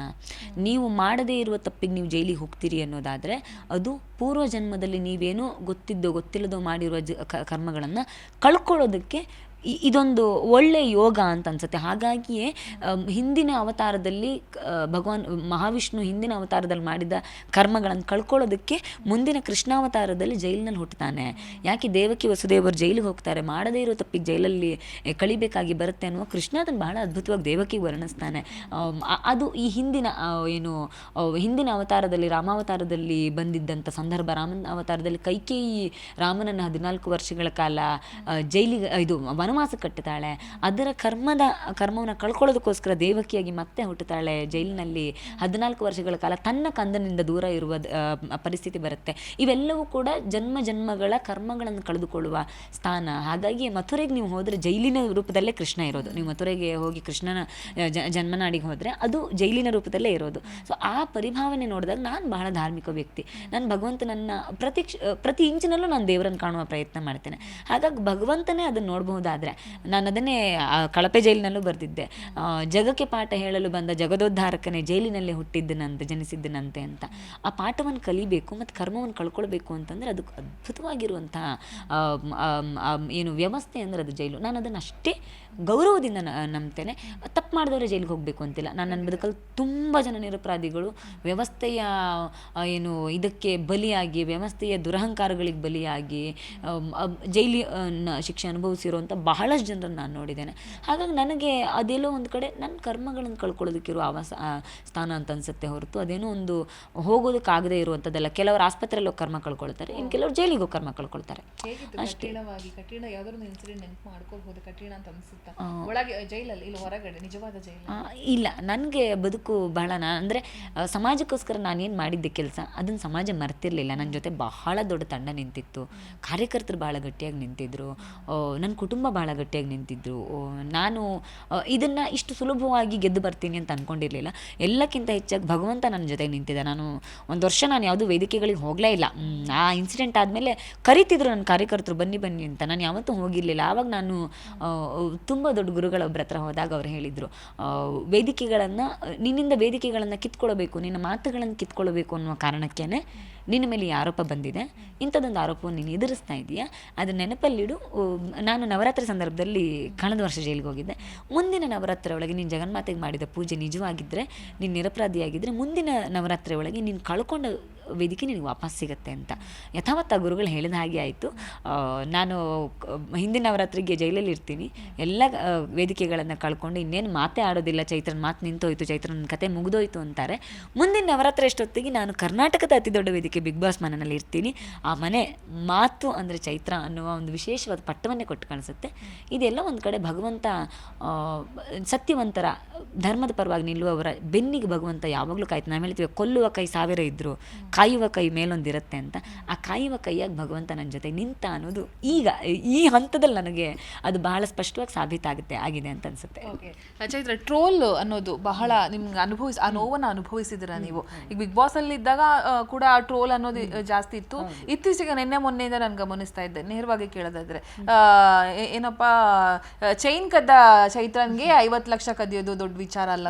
ನೀವು ಅದನ್ನ ಅಬ್ಸರ್ವ್ ಮಾಡ್ಬೋದು, ನಿಮ್ಮವರು ಅದನ್ನ ಅಬ್ಸರ್ವ್ ಮಾಡಿರ್ತಾರೆ. ಆ ರೀತಿ ಎಲ್ಲ ಇನ್ನೂ ಕೂಡ ಸ್ಪ್ರೆಡ್ ಮಾಡುವಂತಹ ಕಿಡಿಗೇಡಿಗಳಿಗೆ ಚೈತ್ರ ಖಡಕ್ ಆಗಿ ಯಾವ ರೀತಿ ಉತ್ತರ ಕೊಡ್ತಾರೆ ಅಂತ ಹೇಳಿ? ಟೀಕಿಸ್ತಾ ಇರಿ, ಟೀಕಿಸಿದಷ್ಟು ನಾನು ಗಟ್ಟಿಯಾಗಿ ಬೆಳಿತೇನೆ. ಎಸೆಯಿರಿ ನಿಮ್ಮ ಅಪವಾದಗಳೆಂಬ ಕಲ್ಲುಗಳನ್ನು, ಆ ಕಲ್ಲುಗಳಿಂದಲೇ ಸಾಧನೆಯ ಸೌಧ ಕಟ್ಟಿಕೊಳ್ತೇನೆ ಅನ್ನೋದನ್ನೇ ನನ್ನ ಬದುಕಿನ ಸೂತ್ರ ಆಗಿ ನಾನು ಭಾವಿಸ್ಕೊಂಡು ಬಂದವಳು. ನಂಗೆ ಭಾಳ ಸಲ ಅನಿಸುತ್ತೆ, ನನಗೆ ಈ ಟೀಕೆ ಟ್ರೋಲುಗಳಿಲ್ಲ ಅಂತಂದರೆ ಮಾರ್ಕೆಟಲ್ಲಿ ನಮಗೆ ವ್ಯಾಲ್ಯೂ ಇಲ್ಲವೇನು ಅಂತ. ಓಡುವ ಕುದುರೆಗೆ ಮಾತ್ರ ಜನ ಕಣ್ಣಿಟ್ಟಿರ್ತಾರೆ, ಓಡುವ ಕುದುರೆ ಬಗ್ಗೆ ಮಾತ್ರ ಜನ ಮಾತಾಡ್ತಿರ್ತಾರೆ. ನನಗೆ ಯಾವಾಗಲೂ ಈ ಥರದ ಟ್ರೋಲು, ಟೀಕೆ, ಟಿಪ್ಪಣಿಗಳು ಇನ್ನಷ್ಟು ಕೆಲಸ ಮಾಡಬೇಕು ಅನ್ನೋ ಹುರುಪು ಕೊಡುತ್ತೆ. ನಾನೇ ಭಾಳ ಸಲ ಅಂದ್ಕೊಳ್ಳಿ ತಮಾಷೆಗೆ ಮಾತಾಡ್ತಿರ್ತೀನಿ ನನ್ನ ಫ್ರೆಂಡ್ಸ್ ಜೊತೆ. ನಮ್ಮ ಬಗ್ಗೆ ಟ್ರೋಲ್ ಮಾಡ್ತಿಲ್ಲ ಅಂದರೆ ನಮಗೆ ಮಾರ್ಕೆಟಲ್ಲಿ ನಮ್ಮ ಹೆಸರೇ ಓಡ್ತಿಲ್ಲ ಅಂತ ಅರ್ಥ, ನಮಗೆ ವ್ಯಾಲ್ಯೂನೇ ಇಲ್ಲ ಅಂತ ಅರ್ಥ. ಅದನ್ನು ಪಾಸಿಟಿವ್ ಆಗಿ ತೊಗೊಳೋದು ನನಗೆ ಬಹಳ ಇಷ್ಟವಾಗುವಂಥ ವಿಚಾರ. ಹಾಗಾಗಿ ನಾನು ಬಹಳ ಸ್ಪೋರ್ಟಿವ್ ಆಗಿ ತೊಗೊಳ್ಳೋದು. ಯಾಕಂದ್ರೆ ನಾನು ಈ ಸಾಮಾಜಿಕ ಕ್ಷೇತ್ರಕ್ಕೆ ಬಂದಿರೋದೇನೆ ಈ ಟ್ರೋಲ್ಗಳಿಂದ. ನಾನು ಕಾಲೇಜ್ ಡೇಸಲ್ಲಿ ಇರಬೇಕಾದ್ರೂ ನೀವು ನೋಡಿರ್ತೀರಿ ನನ್ನ ಬಗ್ಗೆ ಎಷ್ಟು ಟ್ರೋಲ್ಗಳು, ಎಷ್ಟು ಟೀಕೆ ಟಿಪ್ಪಣಿಗಳು, ಎಷ್ಟು ಅಪಪ್ರಚಾರಗಳು ಮಾಡ್ತಿದ್ದು. ಹಾಗೆ ಅವ್ರು ಮಾಡಿದ್ರಿಂದಲೇ ನಾನು ಸಂಘಟನಾತ್ಮಕ ಕ್ಷೇತ್ರಕ್ಕೆ ಬರೋದಕ್ಕಾಯಿತು. ಅದರಿಂದಲೇ ನನಗೊಂದಷ್ಟು ಹೆಸರಾಯಿತು ಮತ್ತು ಅದರಿಂದಲೇ ನಾನು ಧೈರ್ಯವಂತೆ ಅನ್ನೋದಾಯಿತು. ನನಗದನ್ನು ಧೈರ್ಯ ಕೊಡ್ತಾ ಹೋಯಿತು ಮತ್ತು ನನ್ನನ್ನು ಗಟ್ಟಿಗಿತ್ತಿಯನ್ನಾಗಿ ಮಾಡ್ತಾ ಹೋಯಿತು.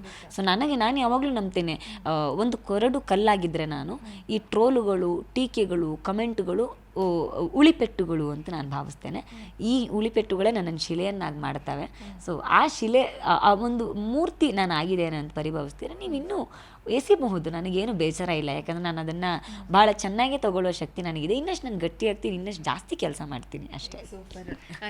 ಸಂಬಂಧಗಳನ್ನು ನೋಡ್ತಾ ಹೋದ ಸಂದರ್ಭದಲ್ಲಿ ಶಿಶಿರ್ ಆಗಿರ್ಬೋದು, ಆಕೆ ಬರಬೇಕು, ಹೊರಗೆ ಬಂದ ಸಂದರ್ಭ ಮನೆಗೆ ಹೋಗ್ತೀನಿ, ಆಕೆ ಮದುವೆನ ಮುಂದೆ ನಿಂತು ನಾನು ಮಾಡ್ತೀನಿ ಅಂತ ಇಲ್ಲೇ ಕೂತ್ಕೊಂಡು ನಮ್ಮ ಹತ್ರ ಹೇಳ್ತಾರೆ. ಇದೆಲ್ಲವೂ ಕೂಡ ನಮಗೂ ಕೂಡ ರೋಮಾಂಚನ ಅಂತ ಅನಿಸ್ತು. ಆ್ಯಂಡ್ ಎಷ್ಟೇ ಆ ಟೈಮಲ್ಲಿ ಹೊಡೆದಾಡಿದ್ರು ಬಡ್ದಾಡಿದ್ರು ಎಲ್ರಿಗೂ ಕೂಡ ಫೀಲ್ ಇತ್ತು. ನೀವು ಹೊರಗೆ ಬಂದಂಥ ಸಂದರ್ಭದಲ್ಲಿ ಈ ರಜತ್ ಆಗಿರ್ಬೋದು, ಶಿಶಿರ್ ಆಗಿರ್ಬೋದು, ಇವ್ರಗಳ ಬಗ್ಗೆ ನೀವು, ಭವ್ಯ ಆಗಿರ್ಬೋದು, ಇವ್ರಗಳ ಬಗ್ಗೆ ನಿಮ್ಮ ಮಾತು.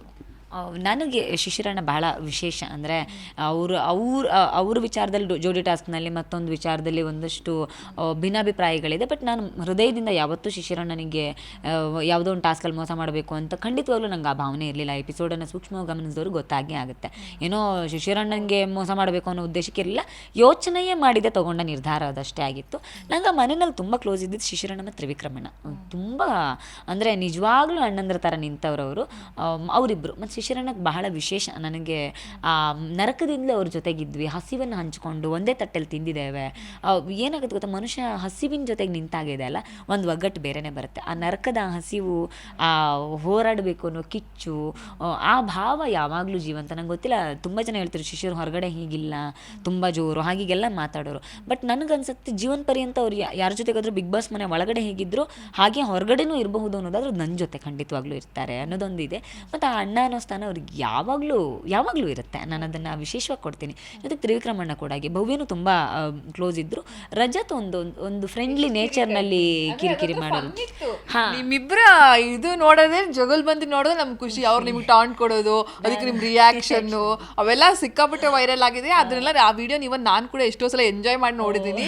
ತುಂಬ ಫನ್ ಅನಿಸ್ತು. ಅವ್ರ ಜೊತೆಗಿನ ಒಡನಾಟದ ಬಗ್ಗೆ ಕಿರಿಕಿರಿ ಅನಿಸಿದ್ದಿಲ್ವಾ ಯಾವತ್ತು ಅಂತ? ತುಂಬ ಕಿರಿಕಿರಿ ಅನಿಸ್ತಿತ್ತು. ನಾನು ಅದಕ್ಕೆ ಮಾತಾಡ್ತಿರ್ಲಿಲ್ಲ. ಎಲ್ಲರೂ ಏನು ಅನ್ಕೊಳ್ತಿದ್ರು, ಚೈತ್ರ ಸೈಲೆಂಟ್ ಆಗಿದ್ದಾಳೆ, ಚೈತ್ರ ರಜತ್ಗೆ ಎದುರಿದ್ದಾಳೆ ಹಾಗೆ ಅಂತ.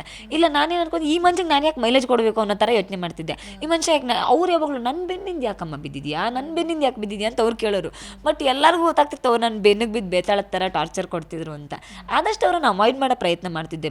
ಮೊದಲು ಬಹಳ ಅವ್ರನ್ನ ದೂರ ಇಡಬೇಕು, ಇವ್ರಿಗೆ ಸೊಪ್ಪಾಕಬಾರ್ದು ಅನ್ನೋ ಥರನೇ ಇದ್ದೆ. ಆಮೇಲೆ ಅದು ಅಭ್ಯಾಸ ಆಗೋದಕ್ಕೆ ಶುರುವಾಯಿತು. ಮತ್ತು ಏನಾಗುತ್ತೆ, ಒಂದ್ಸಲ ಅವ್ರನ್ನ ನನ್ನ ತಳೆದಾಗ ಅವರೊಂದು ಕ್ಷಮೆ ಕೇಳ್ತಾರೆ ನನ್ನ ಹತ್ರ. ನಾನು ಮನೆಯಲ್ಲಿ ಅಕ್ಕ ತಂಗಿಯರ ಜೊತೆ ಹೆಂಗಿರ್ತೀನಿ ಅದೇ ಥರ ನಿನ್ನನ್ನು ತಳ್ಳಿದ್ದು, ಸೊ ಬೇರೆ ಯಾವ ಉದ್ದೇಶ ಇರಲಿಲ್ಲ ಅಂತ. ಒಬ್ಬ ವ್ಯಕ್ತಿ ಒಂದು ತುಂಬ ಒರಟಾಗಿ ಮಾತಾಡೋ ವ್ಯಕ್ತಿ ಒಳಗೂ ಅದೊಂದು ಭಾವ ಇದೆ. ಅಂದರೆ ಅವ್ರು ಯಾವಾಗಲೂ ನನ್ನ ಚೈತ್ರಕ್ಕ ಅಂತ ಕರೆದಿಲ್ಲ, ಅಕ್ಕ ತಂಗಿ ಅಂತ ಯಾವತ್ತಂದಿಲ್ಲ, ಬರೀ ಬಾಸು ಹಂಗೆ ಹಿಂಗೆ ಅಂತಲೇ ಏಕವಚನದಲ್ಲೇ ಕರ್ಕೊಂಡಿದ್ದವರು. ಬಟ್ ಅವ್ರ ಹೃದಯದೊಳಗೂ ನನಗೊಬ್ಬ ಅಕ್ಕನೋ ತಂಗಿನೋ ಅನ್ನೋ ಸ್ಥಾನ ಕೊಡಬೇಕು ಅನ್ನೋದಿದೆ ಅಲ್ಲ, ಸೊ ಅದಕ್ಕೆ ನಾನು ಬೆಲೆ ಕೊಡ್ತೇನೆ. ಅದ್ರ ನಂತರ ನಾನು ಸರಿ ಆಯಿತು ಅನ್ನೋ ಥರನೇ ನಾನು ಅದನ್ನು ತೊಗೊಂಡು ಹೋಗುವ ಸಹಜ ಮನಸ್ಥಿತಿಗೆ ಬರ್ತೀನಿ. ಹಾಗಾಗಿ ಅದೊಂದು ವಿಶೇಷ ನನಗೆ ಭಾಳ ಕುತೂಹಲ ಇದೆ. ಎಲ್ಲರೂ ಅದನ್ನು ಜುಗಲ್ಬಂದಿ ಅಂತಾರೆ, ಟಾಮ್ ಆ್ಯಂಡ್ ಜೆರಿ ಅಂತಾರೆ, ಅದು ಹೆಂಗಿದೆ ಅನ್ನೋದನ್ನು ನೋಡುವ ಕುತೂಹಲ ನಂಗೆ ತುಂಬ ಇದೆ. ಗೊತ್ತಿಲ್ಲ, ನಾನು ನಿರೀಕ್ಷೆ ಕೂಡ ಮಾಡಿಲ್ಲ. ಯಾವ್ದ್ಯಾವ್ದು ಹಾಕಿದ ನಮಗೆ ಗೊತ್ತಿಲ್ಲವಲ್ಲ. ಅವನಂತೆ ನನಗೆ ಗೊತ್ತೇ ಇಲ್ಲ. ನಾನು ಅವತ್ತು ಅದನ್ನು ಎಲ್ಲಿ ಸೀರಿಯಸ್ ಆಗಿ ತಗೊಂಡದ್ದು, ಇನ್ನೆಲ್ಲ ದೊಡ್ಡ ಜಗಳ ಆಗುತ್ತೋ ಬೇಡ ಹೋಗ್ಲಿ ಆಚೆ, ಯಾಕೆ ಸುಮ್ಮನೆ ಇವನ ಹತ್ರ ಕಿತ್ತಾಡೋದು ಅನ್ನೋ ಕಾರಣಕ್ಕೆ ಸುಮ್ಮನೆ ಇದ್ದೆ. ತುಂಬ ಆ ಥರ ಮಾಡೋರು ಅವ್ರು. ಯಪ್ಪ, ಪ್ರತಿ ಸೆಕೆಂಡ್ ನಂಗೆ ಟಾರ್ಚರ್ ಮಾಡ್ತಿದ್ರು. ನನಗೆ ಪ್ರತಿ ಸೆಕೆಂಡ್ ನಂಗೆ ಕಾಲು ಎಳೆಯೋ ಪ್ರಯತ್ನ ಮಾಡ್ತಿದ್ರು. ನಾನು ಅದನ್ನು ಖಂಡಿತ ಎಂಜಾಯ್ ಅಂತ ಮಾಡಲಿಲ್ಲ. ಭಾಳ ಕಿರಿಕಿರಿ ಆಗ್ತಿತ್ತು, ಅವಾಯ್ಡ್ ಮಾಡೋ ಪ್ರಯತ್ನ ತುಂಬ ಮಾಡ್ತಿದ್ದೆ. ಆಮೇಲೆ ಸಹಿಸ್ಕೊಂಡು ಹೋಗ್ತಿದ್ದೆ. ನಮಗಂತೂ ಗೊತ್ತಿಲ್ಲಪ್ಪ. ನಾವು ಚೈತ್ರ ಕುಂದಾಪುರ ಅವ್ರಿಗೆ ಮದುವೆ ಫಿಕ್ಸ್ ಆಗಿರೋ ಮ್ಯಾಟರ್ ನಮ್ಗೆ ಗೊತ್ತಿಲ್ಲ. ಬಟ್ ನೀವೆಲ್ಲ ಅನೌನ್ಸ್ ಮಾಡ್ಕೋತೀರಾ, ಚೈತ್ರ ಕುಂದಾಪುರ ಅವರ ಮನಸ್ಸನ್ನ ಕದ್ದಂತ ಆ ಕುವರ, ಆ ಅದೃಷ್ಟವಂತ ಯಾರು ಅನ್ನೋದು ಬಹುದೊಡ್ಡ ಪ್ರಶ್ನೆ ನಮ್ಗೆ ಇದೆ. ಯಾರು ಅಂತ ಹೇಳಬಹುದಾ ಅಂತ ಹೇಳಿ. ಇಲ್ಲ, ನಾನು ಅಂದರೆ ಮದುವೆ ಆಗಬೇಕು, ಅದು ಯಾವತ್ತಿಗಾದರೂ ಆಗೇ ಆಗುತ್ತೆ ಅನ್ನೋ ಪರಿಕಲ್ಪನೆಯಲ್ಲಿ ಹೇಳಿದ್ದು. ಈ ಹಿಂದೆನೇ ಆಗಬೇಕಾಗಿತ್ತು. ಮನೆಯವರ ನಿರ್ಧಾರಗಳು ಬಹಳ ಮುಖ್ಯ ಆಗುತ್ತೆ ಅದಕ್ಕೆ. ಸೊ ಆ ನಿರ್ಧಾರ ಮಾತುಕತೆಗಳೆಲ್ಲ ಆದಮೇಲೆ ಆದಷ್ಟು ಬೇಗ ಆಗಬಹುದು. ಹಾಗೆಲ್ಲ ಏನಿಲ್ಲ. ಅಯ್ಯೋ ಅಲ್ಲ ಇಲ್ಲ, ಅಂದರೆ ಮನೆಯವರ ನಿರ್ಧಾರವೇ ಅಂತಿಮ ಆಗುತ್ತೆ. ಮನೆಯವರೇನು ನಿರ್ಧಾರ ಮಾಡ್ತಾರೆ. ವಿಶೇಷವಾಗಿ ನನ್ನ ಅಮ್ಮನಿಗೆ ಮಗನಾಗಿ ನಿಲ್ಲುವಂಥ ವ್ಯಕ್ತಿ ಯಾವತ್ತಿಗೂ ಬೇಕು. ನಾನು ಮದುವೆ ಆದರೂ ನಿಮಗೆಲ್ಲ ಗೊತ್ತು ನಾನು ಹೇಗಿದ್ದೆ ಕಾಲೇಜ್ ದಿನಗಳಲ್ಲಿ ಅಂತ. ಸೊ ಏನಾದರೂ ಅದು ಅಮ್ಮನ ಖುಷಿಗೋಸ್ಕರ ಮನೆಗೊಬ್ಬ ಮಗನಾಗಿ ನಿಲ್ಲುವಂಥ ವ್ಯಕ್ತಿ ಬೇಕು. ಆ ವಿಚಾರದಲ್ಲಿ ನಮ್ಮಮ್ಮ ಏನು ನಿರ್ಧಾರ ತಗೊಳ್ತಾರೆ ಅದಕ್ಕೆ ನಾನು ಯಾವಾಗಲೂ ಬದ್ಧಲಾಗಿರ್ತೇನೆ. ಅವ್ರಿಗದು ಆಸೆ ಇದೆ ಖಂಡಿತವಾಗ್ಲೂ, ಯಾವಾಗಾದರೂ ಆಗಲೇಬೇಕು, ಇನ್ನು ಆಗಬೇಕು, ಸರಿಯಾದ ಸಮಯ ಬಂದಿದೆ ಅನ್ನೋದು ಅವ್ರಿಗೂ ಯೋಚನೆನಲ್ಲಿದೆ. ಅದಕ್ಕೆ ತಕ್ಕಾಗಿ ನಡೆಯುತ್ತೆ ಅಂತ ಅಂದ್ಕೊಳ್ತೇನೆ. ನಾವು ಎಷ್ಟೇ ಹೊಡೆದಾಡಿರ್ಬೋದು ಚೈತ್ರ, ಏನೇ ಆಗಿರ್ಬೋದು, ಇವಾಗ ನಾವು ಕಾಲೇಜ್ ಡೇಸಲ್ಲೂ ಹಿಂಗೆ ಕಿರಿಕಲ್ ಮಾಡ್ಕೋತಿದ್ವಿ. ನೀವು ಬಿಗ್ ಬಾಸ್ ಮನೇಲಿ ಹೆಂಗಿದ್ವಿ ಹಂಗೆ ನಾವುಗಳು ಜಗಳ ಆಡ್ತಿದ್ವಿ. ಇಲ್ಲಿ 105 ದಿನ ಜಗಳಾಡ್ರಿ, ನಾವಲ್ಲಿ 2 ವರ್ಷ ಜಗಳಾಡಿದ್ದೀವಿ. ಚೈತ್ರ, ನಮಗೆ ನೀವು ಒಂದು ಕಷ್ಟ ದಿನಗಳ ಬಗ್ಗೆ ಹೇಳ್ತೀರಾ? ನಮ್ಗೆ ಯಾರಿಗೂ ಗೊತ್ತಿಲ್ಲ, ನಮ್ಗೆ ಒಂಚೂರು ಸುಳಿವೇ ಇಲ್ಲದ ರೀತಿ ನೀವು ಇರ್ತಾ ಇದ್ರಿ. ನಾನು ಎಲ್ಲೋ ಇದ್ದೆ, ಎಲ್ಲೋ ಅವ್ರಿಗೆಲ್ಲ ಹೆಲ್ಪ್ ಮಾಡಿಕೊಟ್ಟು ಬರ್ತಾ ಇದ್ದೆ, ಆಮೇಲೆ ನನಗೆ ಹಾಸ್ಟೆಲಲ್ಲಿ ಅವಕಾಶ ಸಿಕ್ತು ಅನ್ನೋದು. ಆ ದಿನಗಳನ್ನ ನಿಮಗೆ ಯಾಕೆ ಯಾರ ಹತ್ರನೂ ಶೇರ್ ಮಾಡಬೇಕು ಅಂತ ಅನಿಸ್ಲಿಲ್ಲ? ನೀವು ಬರ್ತಾ ಇದ್ದ ರೀತಿ, ನೀವು ಇರ್ತಾ ಇದ್ದ ರೀತಿ ಕಾಲೇಜ್ ಡೇಸ್ನಲ್ಲಿ ನಮಗೆಲ್ಲ ಒಂಥರ ಅನಿಸ್ತಿತ್ತು, ಏನಪ್ಪ ಹಿಂಗೆ ಬರ್ತಾರೆ, ಏನಿದೆ ಇವ್ರ ಕತೆ, ಅರ್ಥವೇ ಆಗ್ತಿಲ್ಲ, ನಿಗೂಢ ಅನಿಸ್ತಾ ಇತ್ತು. ಆ ನಿಗೂಢತೆಗೆ ಉತ್ತರವನ್ನು ನೀವು ದೊಡ್ಡ ವೇದಿಕೆಯಲ್ಲಿ ಕೊಟ್ರಿ. ಆ ಕಷ್ಟ ದಿನಗಳ ಬಗ್ಗೆ ಹೇಳೋದಾದ್ರೆ ಚೈತ್ರ, ಈಗ ಅದು ಟೆಲಿಕಾಸ್ಟ್ ಆಗಿದೆ ಎಲ್ಲೋ ಗೊತ್ತಿಲ್ಲ, ಬಹುಶಃ ನಾನು ಕನ್ಫೆಷನ್ ರೂಮಲ್ಲಿ ಹೇಳ್ಕೊಂಡಿದ್ದು ಟೆಲಿಕಾಸ್ಟ್ ಆಗಿದೆ ಅನ್ಸುತ್ತೆ. ಗೊತ್ತಿತ್ತು ನಿಮಗೂ ಕೂಡ. ನಮ್ಗೊಬ್ರು ಸೀನಿಯರ್ ಇದ್ರು, ಶ್ರವಣ್ ಕುಮಾರ್ ನಾಳ ಅಂತ, ಈಗ ಜರ್ನಲಿಸ್ಟ್ ಕೂಡ ಆಗಿದ್ದಾರೆ. ಶ್ರವಣಣ್ಣಂಗೂ ಗೊತ್ತಿತ್ತು ಅದು. ಅವ್ರು ಯಾವಾಗಲೂ ನನಗೆ ಆ ಕಾಲೇಜ್ ಡೇಸಲ್ಲಿ ತುಂಬಾ, ನಾನು ಅವರನ್ನು ಈ ಕ್ಷಣಕ್ಕೂ ನೆನಪು ಮಾಡ್ಕೋತೀನಿ. ಗೊತ್ತಿರ್ಬೋದು ನಿಮ್ಗೊಂದ್ಸಲ ಅವ್ರ ಫ್ರೆಂಡ್ ಮನೆಯಲ್ಲೇ ನನಗೆ ವ್ಯವಸ್ಥೆ ಮಾಡಿದ್ರು.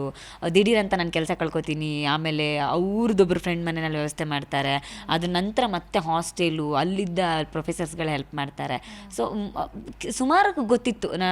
ಕ್ಲಾಸಲ್ಲಿ ಸ್ವಲ್ಪ ಗೊತ್ತಿತ್ತು, ಅವಳು ಪಾರ್ಟ್ ಟೈಮ್ ಜಾಬ್ ಹೋಗ್ತಾಳೆ ಮಾಡ್ತಾಳೆ ಅನ್ನೋದೆಲ್ಲ ಗೊತ್ತಿತ್ತು. ಆದರೆ ಆದಷ್ಟು ಮುಚ್ಚಿಟ್ಕೊಳ್ತಿದ್ದೆ. ಅಂದರೆ ನನಗೆ ಯಾವತ್ತೂ ನನ್ನ ಕಷ್ಟಗಳನ್ನು ಸಂಕಷ್ಟಗಳನ್ನು ಹೇಳ್ಕೊಂಡು ಅದರಿಂದ ಏನೇನೋ ಪಡ್ಕೊಳ್ಬೇಕು ಅನ್ನೋ ಉದ್ದೇಶ ಇರಲಿಲ್ಲ. ಮತ್ತು ನಿಮಗೆಲ್ಲ ಗೊತ್ತು, ನಾನು ಕಾಲೇಜಲ್ಲಿ ಎಷ್ಟು ಜೋರಿದ್ದೆ, ರ್ಯಾಶು, ಅದನ್ನೇ ಮೇಂಟೈನ್ ಮಾಡ್ತಿದ್ದೆ. ಕಾಂಪಿಟೇಷನ್ಸ್ ಅಂತ ಬಂದಾಗ ಚೈತ್ರ ಅಂತ ಹೆಸರು ಬರೋದು, ಸ್ಟಡೀಸ್ ಒಂದು ಬಂದಾಗ ಚೈತ್ರ ಇದು ಮಾಡ್ತಿದ್ಲು, ಅದೆಲ್ಲವೂ ಇತ್ತು. ಸೊ ಆ ಹೆಸರಿನ ನಡುವೆ ನನಗೆ ಇದೆಲ್ಲೋ ಒಂದು ಸಿಂಪತಿ ಕಾರ್ಡ್ ನಂಗೆ ಅವಶ್ಯಕತೆ ಇರಲಿಲ್ಲ. ಅದನ್ನು ನಾನು ಬಹಳ ಛಲದಿಂದ ಬಹಳ ಹೆಮ್ಮೆಯಿಂದ ತೊಗೊಳ್ಬೇಕು ಆ ದಿನಗಳನ್ನು ಅಂತಲೇ ನಾನು ಅಂದ್ಕೊಳ್ತಿದ್ದೆ. ಹಾಗಾಗಿ ನನಗೆ ಇದನ್ನು ನಾನು ಹೇಳ್ಕೊಳ್ಳೋದ್ರಿಂದ ಏನು ಉಪಯೋಗ ಇಲ್ಲ ಅನ್ನೋ ಥರನೇ ಇತ್ತು. ಹಾಗಾಗಿ ನಾನು ಹೇಳ್ಕೊಳ್ತಿರ್ಲಿಲ್ಲ. ಬಹುಶಃ ಅದು ಈ ವೇದಿಕೆಯಲ್ಲಿ ಹೊರಗಡೆ ಬಂತು. ಅಂದರೆ ಅದು ಯಾವುದನ್ನು ಯಾವತ್ತೂ ಹೇಳ್ಕೊಳ್ಳದೆ ಇರೋವಂಥ ಒಂದು ಘಟನೆನ ಹೇಳ್ಕೊಳ್ಬೇಕಾದ ಒಂದು ಟಾಸ್ಕ್ ಕೊಡ್ತಾರೆ ಬಿಗ್ ಬಾಸ್. ಬಹುಶಃ ಅದು ಅಮ್ಮಂಗೂ ಗೊತ್ತಿರಲಿಲ್ಲ. ಅಷ್ಟು ವರ್ಷಗಳ ಕಾಲ ನಾನು ಬೇರೆ ಯಾರ್ದೋ ಮನೆಯಲ್ಲಿ ಕೆಲಸ ಮಾಡ್ತಿದ್ದಿದ್ದು ಅದೆಲ್ಲ ಗೊತ್ತಿರಲಿಲ್ಲ. ಸೊ ಅದು ಗೊತ್ತಾಗಿದೆ. ಅಂದರೆ ತುಂಬ ಜನ ನಮ್ಮ ಕ್ಲಾಸ್ಮೇಟ್ಸ್ಗೆಲ್ಲ ಈಗ ಗೊತ್ತಾಗಿರ್ಬೋದು ಅನ್ಸುತ್ತೆ ಅಲ್ವಾ. ನಾನು ಆ ಟೈಮಲ್ಲಿ ಹೇಳ್ತಿದ್ದೆ, ನಿಮ್ಗೆ ನೆನಪಿರ್ಬೋದು, ಲಗೇಜ್ ಬ್ಯಾಗ್ನೆಲ್ಲ ಕ್ಲಾಸ್ ರೂಮಲ್ಲಿ ಹಿಂದ್ಗಡೆ ಬೆಂಚಲ್ಲಿ ತಂದಿಡ್ತಿದ್ದೆ ನಾನು. ಸೊ ಅದು ಎಲ್ಲೂ ಹೇಳ್ಕೊಳೋಕ್ಕಾಗದೇ ಇರೋಂಥದ್ದು. ಬಟ್ ನಮಗೆ ಕೆಲವು ಫ್ರೆಂಡ್ಸ್ ಇದ್ರಲ್ಲ, ಅವರೊಂದು 2-3 ಜನರು ಗೊತ್ತಿತ್ತು, ಅವ್ರಿಗೆ ಮಾತ್ರ ಗೊತ್ತಿದ್ದು, ಬಿಟ್ಟು ಬೇರೆ ಯಾರಿಗೂ ನಾನು ಹಂಚ್ಕೊಳ್ತಿರ್ಲಿಲ್ಲ. ಬದುಕು ಹೀಗೆ ಅಂತ. ನಾನು ಯಾವಾಗಲೂ ಗೆದ್ದ ಮೇಲೆ ನಾನು ಒಂದು ಲೈನ್ ಬರಿತೀನಿ ಬಿಗ್ ಬಾಸ್ ಮನೆಯಲ್ಲಿ. ಕಳಪೆಗೆ ಹೋದಾಗ ಮೊದಲನೇ ಸಲ ಒಂದು ಹಾಡು ಬರೆದಿದ್ದೆ, ಅದು ಟೆಲಿಕಾಸ್ಟ್ ಆಗಿದೆಯಲ್ಲೋ ಗೊತ್ತಿಲ್ಲ, ಕಳಪೆಯಲ್ಲಿದ್ದಾಗ ಬರೆದಿದ್ದ ಹಾಡು. ಅದರಲ್ಲಿ ನಾನು ಯಾವಾಗಲೂ ಹೇಳ್ತೀನಿ, ಸೋಲಿನಲ್ಲಿ ಅಳಬೇಡಿ, ಗೆದ್ದ ಮೇಲೆ ಅಳುವ ಕಣ್ಣೀರಿಗೆ ಬಹಳ ಬೆಲೆ ಇದೆ ಈ ಜಗತ್ತಿನಲ್ಲಿ, ಸೋತಾಗ ಬರುವ ಕಣ್ಣೀರಿಗೆ ಬೆಲೆ ಇಲ್ಲ ಅಂತ ಬರೆದಿದ್ದೆ. ಸೊ ನಾನು ಅದನ್ನು ಜೀವನದಲ್ಲಿ ಯಾವಾಗಲೂ ನಂಬ್ತೇನೆ. ನಿಮ್ಮ ಯಾವುದೇ ಸಂಕಷ್ಟ ಇದ್ದರೂ ಗೆದ್ದ ಮೇಲೆ ಹೇಳಿ ಅದಕ್ಕೆ ಬೆಲೆ ಇರುತ್ತೆ, ಸೋತಾಗ ಹೇಳೋದು ಜನ ಆಡ್ಕೊಳ್ತಾರೆ ಅಂತ. ನನಗೆಲ್ಲ ಒಂದು ಕ್ಷಣ ಅದು ಗೆದ್ದಿದ್ದೀನಿ ಅನ್ನೋ ಭಾವ ಇತ್ತು ಆ ಮನೆಯಲ್ಲಿ. ಸೊ ಹಾಗಾಗಿ ಅದನ್ನು ಹಂಚ್ಕೊಂಡೆ. ಓಕೆ ಚೈತ್ರ, ಇವಾಗ ನಿಮಗೆ ಬಿಗ್ ಬಾಸ್ ಮನೇಲಿ ಯಾರು ತುಂಬ ಫೇಕಾಗಿ ಆಡ್ತಾ ಇದ್ದಾರೆ, ಯಾರು ನಾಟಕ ಅಂತ ಅನಿಸ್ತಾ ಇದ್ದಾರೆ, ಆ್ಯಂಡ್ ಯಾರು ಗೆಲ್ತಾರೆ, ಯಾರು ಗೆಲ್ಲಬೇಕು ಅನ್ನೋದಕ್ಕೆ ಉತ್ತರ ನಮ್ಗೆ ಸಿಕ್ಕಿದೆ. ಆದರೂ ಕೂಡ ಹೆಚ್ಚು ಹನುಮಂತು ಗೆದ್ದು ಬೀಗಬಹುದು ಅನ್ನೋ ಥರ ಒಂದು ಚರ್ಚೆಗಳು ಆಗ್ತಾ ಇದೆ.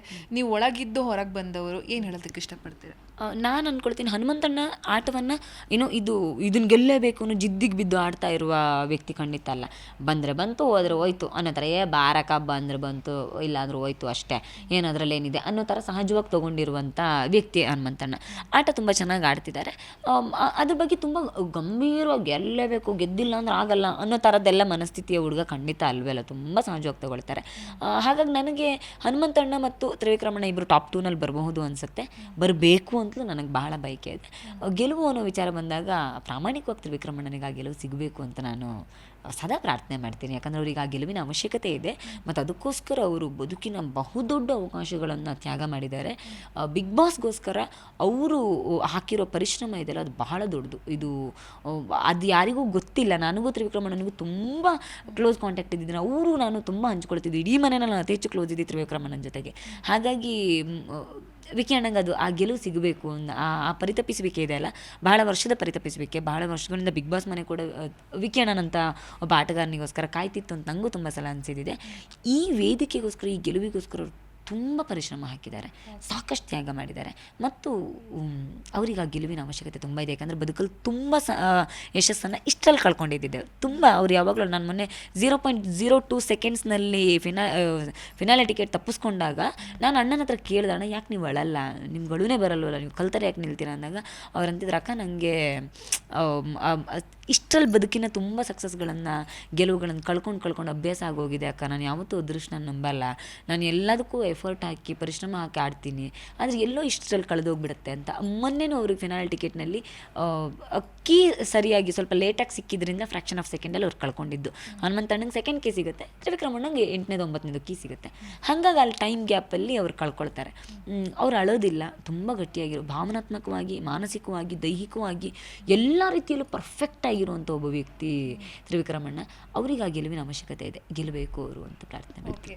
ಲಾಯರ್ ಜಗದೀಶ್ ಅವರನ್ನ ನೆನ್ಪು ಮಾಡ್ಕೊಳ್ಳೋದಾದ್ರೆ ಏನೆಲ್ಲ ನೆನಪು ಆಗ್ತದೆ ನಿಮಗೆ ಅಂತ? ಅವರು ಕೂಡ ಅಲ್ಲಿ ಕುಂತ್ಕೊಂಡು ಏನೇನು ಕೇಸ್ಗಳು, ಮ್ಯಾಟ್ರ್ಗಳು, ಅಷ್ಟು ಕೇಸ್ ಇದೆ, ಇಷ್ಟು ಕೇಸ್ ಇದೆ ಅಂತ ಆ ಸಂದರ್ಭದಲ್ಲಿ ಇದೆಲ್ಲ ಬೇಕಿತ್ತಾ, ಇಲ್ಲಿ ಹೇಳಬೇಕಿತ್ತಾ ಅಂತ ಇವನ್ ನಮ್ಗಳಿಗೆಲ್ರಿಗೂ ಅನಿಸಿದ್ದು ಇದೆ.